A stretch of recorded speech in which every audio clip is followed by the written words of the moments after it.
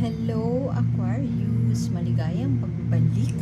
Ito po ang ating Tagalog reading. Sun, Moon, Rising Sign, and Venus. General reading para sa sign ng Aquarius.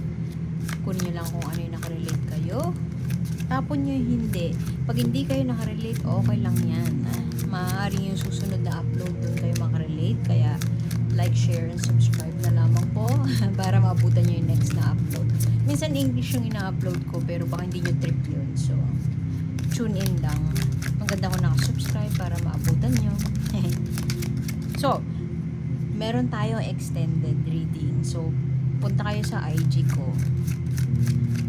Yung IG account, hi.vibing, tapos underline. Lilink ko din sa description box. Nandun yung extended nito. Ko-comment lang. I-follow muna, tapos comment. Sabihin ko dun yung i-comment nyo. Well, syempre dito Aquarius, comment nyo. Tapos di-DM ko sa inyo yung extended reading nito. So, okay ba tayo doon? Feel ko lang mag-extended ngayon.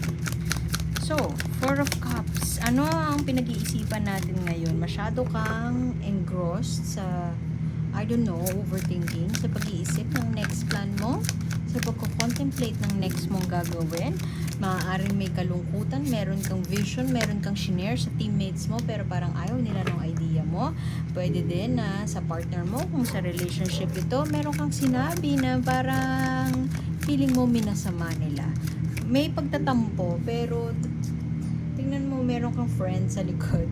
May ibon na parang, huy, parang may somebody in your life or merong signs na binibigay sa'yo sa universe na nanghihingi ng attention mo. Gusto nilang ma-witness mo sila. Maaaring masyado kang engrossed sa yung focus mo masyadong nandun sa failure na nangyari, pero hindi mo napapansin na or hindi mo siya tinitingnan as a learning opportunity. Pero pwede din na ano lang to, parang alam mo yun, nagko-contemplate ka lang, nagpapahinga, nag-iisip, dinidetach mo yung sarili mo sa mundo. Siguro kasi yung iba, dating sa kanila parang nagsosolo baliw ka, pwede din depress or kaya kinukumusta kanila pero hindi ka sumasagot. Pero pwede din naman na nagpapahinga ka lang sa mga bagay-bagay na nangyari in the most recent past. Maaaring na burnout ka sa isang project. At itong card na to mo, ang magandang senyalis ito, success. Towards, onwards, new adventure, maaaring ganon. At kung ano man yung pinlano mo in the past, ginawan mo ng action. At dahil ginawan mo siya ng action, darating ka sa isang successful na kahihinatnan, magandang kahihinatnan. Meron kang inattract na isang bagay na talagang tinrabaho mo ang isang bagay.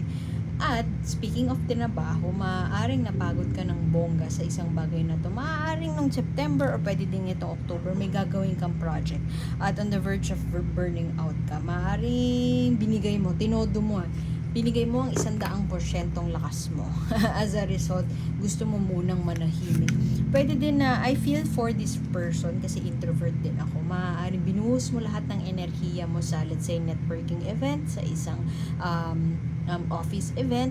Tapos, gusto mo lang magpahinga kasi pagod ka na, ubos yung energy mo. Maraming events recently. At kung ano man yung pinagtatrabahuhan mo ngayon, most likely darating ang success o mapagtatagumpayan mo siya. I don't see na merong dito. I don't see na may negative energy to a point na yung hihilahin ka pababa, sasaktan ka, dadayain ka, ibubuli ka, walang ganon. Wala akong nakikitang ganon. Ang nakikita ko lang na energy ay pagod at apathy. Walang nakikibit-balikat, walang deadma, neutral, walang opinion, walang tahimik lang, walang nararamdaman. Kung kung relasyon to, maaaring lang, deadma ka lang sa mga bagay-bagay. Wala kang opinion. Alam mo, tanungin ka ng mga tao ngayon, this October, parang wala kang masabi, wala kang opinion, wala kang no violent reaction, kumbaga. At Ang ganda nito. Alam mo, ang ganda din ito kasi fertility to, giving birth. Pwedeng yung iba sa inyo ay matagal na pinaplano magkaanak, pero pwede din na yung iba sa inyo nakunan. So, sorry for that. Nakunan, tas parang ayaw mo munang kumausap ng kahit sino kasi nakunan ka. Ang ganda ng energy nito kasi ito yung feminine energy of having just more than what having just what you need, enough enough, pero reverse mo siya nakuha. So maaari din na nagdasal tayo for a miracle in the most recent past, pero akala mo nakuha mo na, pero hindi pala. Pero mas leaning towards ako dun sa kwento na burnout to, stretching yourself way too thin. Masyado kang nagbigay, masyado kang tinodo mo yun na nga, tinodo mo. Pero tingin ko it will pay off in the end kasi nga magiging successful yung project. Whatever it is na pinagsumikapan mo, magtatagumpay. Lalo na lumabas itong Queen of Swords, ikaw to, ay King of Swords. Feminine energy, feminine figure. Dalawa kasi yung king dito sa deck na ito. At ang maganda dun, ginawa niya ng feminine kings. Lahat ng kings may babae. So, itong energy na to, kung ano man yung na-visualize niya, she can make it happen. Meron siyang karayom doon. So, whatever she dreams about, yung star, ipiprick man niya lang yung star, kukunin niya lang sa sky, tapos itatahi niya doon sa damit niya. So, meron kang, equipped ka, I think this is an affirmation na equipped ka na mga kailangan mo para mapagtagumpayan mo ang isang bagay. Kung meron kang pinaplano, mapaplano mo siya ng bonggang-bongga at hindi ka papalya, tapos mapagtatagumpayan mo siya. Kung ano man yung nililikha mo ngayon, Aquarius, mapaparaanan mo masyado kang magaling, ginalingan at masyadong magaling si Aquarius.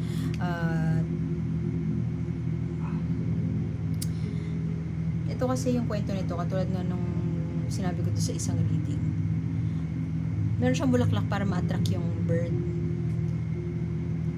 Ikaw, na paraanan mo para makakuha ng bulaklak para ma-attract yung bird. Halimbawa, gusto mo from point A to point B, kailangan mo pupunta sa point B, pero kailangan mo ng ride papunta kay point B. Hindi ka mawawalan, alam mo yun, hindi ka mawawalan ng idea kung paano mo mapoproduce yung ride na yun papuntang point B at magiging successful ka sa paggawa nun. Alam mo yun, parang bigla ka na lang nagising na nasa iyo ang may idea ka, may bright idea ka para paano susolusyonan ng isang bagay. Maaari din na kaya ka nagko-contemplate ngayon, na nanahimik ka lang, yung mga tao siguro nag-worry para sa'yo. Pero yung totoo, lalo kung cross-watcher ka at curious ka anong ginagawa ng Aquarius, yung totoo ay nag-iisip lang siya ng magandang plano. Nagpapahinga, pwedeng ganon, maaaring dead ma siya sa inyo, pero hindi ko alam, hindi ako para magsabi ko ano yung nararamdaman ni Aquarius, pero kung titingnan lang natin dito sa cards, hindi tayo sure kasi baka talagang depressed si Aquarius, hindi natin alam, pero pwede din dinadamdam niya yung loss na nangyari, maaaring nakunan yung asawa niya, nakunan siya, hindi niya kinakwento sa inyo, pero kung ano man itong madilim na clouds na itong pinagdadaanan ng Aquarius, babalik si Aquarius. Alam mo yung babalik with a vengeance. Ganyan. He or she will come back with a vengeance. Ganyan si Aquarius. So, kung mga nag-worry kayo, cross-watcher ka, nag-worry ka kay Aquarius, relax lang. Kasi, hindi ko kinuha yun kasi masyado marami. Relax lang kasi may niluluto lang baga si Aquarius, pero handa siya na magtagumpay. Masyadong matalino at magaling si Aquarius, so huwag kayo mag-alala. Parehas to ng enerhiya dito, judgment, pag-iisip, anong ginagawa kong mali, pag-contemplate, paano ko babaguhin ang sitwasyon ko. Malakas ang mental fortitude ni Aquarius, at tingin ko kung meron man siyang failure na nangyari in the past, hindi niya tatambayan yung energy ng failure. maaari na sinisi niya yung sarili niya, pero sobrang saglit lang. Hindi ibig sabihin nun ay masyadong arrogante si Aquarius. Pwedeng confident lang siya, at pwede din na sadyang matalino lang siya at gusto niya maging mabait at mabuti sa kanyang sarili. Kasi kung nag-overthink siya, nag-overanalyze, alam niya, ganun, matalino siya enough para isipin na, or mag-self-talk, or mag-EQ, mag-IQ, para isipin na hindi ito ang katapusan ng mundo. At meron pang paraan, meron pang mga bagay para mapagtagumpayan yon. Ang existence itong Ten of Pentacles, lalo na under nitong the Empress, stretching yourself way too thin, napagod, naubos ang resources, pwedeng nag-invest ka sa isang bagay, tapos nalugi siya. Pwedeng ganun ang sitwasyon ni Aquarius ngayon. So, nag-iisip siya ngayon, or this October, mag-iisip siya ng paraan para makarecover. Kung sa iba sa inyo, ito ay nakunan nga, or nawala ang isang relasyon, I don't feel na totally may zero, yung total breakup, hindi ganun yung nakikita ko, hindi ganun yung nararamdaman ko. Hindi siya total wreck, kumbaga. Hindi pa nawawalan ng pag-asa si Aquarius. Alam mo yun, para siyang failure na alam ni Aquarius na mapagtatagumpayan niya. Parang maliit na bagay. Ganun. Maliit na bagay. Yung ganun. Hindi sinasabi yun ni Aquarius, syempre, kasi baka ma-jinx. Pero para sa kanya, kung ano man yun na pagdaanan niyang ikinapagod niya, ikinaubos ng pera niya, o ikinalugi ng negosyo niya, alam niya na maliit na bagay yun at makaka-recover siya at mapagtatagumpayan niya. Maaaring yun yung dahilan kung bakit nananahimik ngayon si Aquarius, pero masyadong malakas ang presence nitong card na ito. Six of Wands, success, at ang presence ito, intelligence. Yung judgment, nandun ka sa point ng life mo na siguro iniisip mo na ang tagal ko ng investor, bakit ngayon pa ako nalugi? Siguro panahon na para baguhin ko yung technique, baguhin ko yung sistema ko. Marunong mag-self-reflect si Aquarius at matalino siya enough para one, hindi sisihin yung sarili niya, and two, gumawa ng bagong game plan para ma-revert. Actually, hindi ma-revert kasi tanggap mo na yung nangyari nga para may bagong way, bagong technique na aaralin para masubukan. Hindi takot sumubok si Aquarius, at kung tutusin, mabigat yung talo, pero hindi niya tatambayan yung talo na yun. Hindi siya takot sumubok. So, kunin natin kung ano yung mensahe ng universe, at ulitin ko po, may extended ito. Punta lang kayo sa IG ko, follow nyo ako para makapag-comment kayo sa post. Yung post na yun, makikita nyo kung ano yung lalabas dito. Yun yung post. Tapos, comment kayo doon. Aquarius, ganyan. Sabihin ko doon sa IG. Makikita nyo. Comment kayo para i-DM ko sa inyo yung extended ng reading na ito. Uy! Eva, meron tao sa paligid mo na maaari nagbabalat kayo. Ingat ka sa tao na to. Pwedeng asawa mo. Sorry. Excuse me po sa mga partner ni Aquarius. Pwedeng asawa mo. Pwedeng mother-in-law. Father-in-law. Pero basta, may tao sa paligid mo.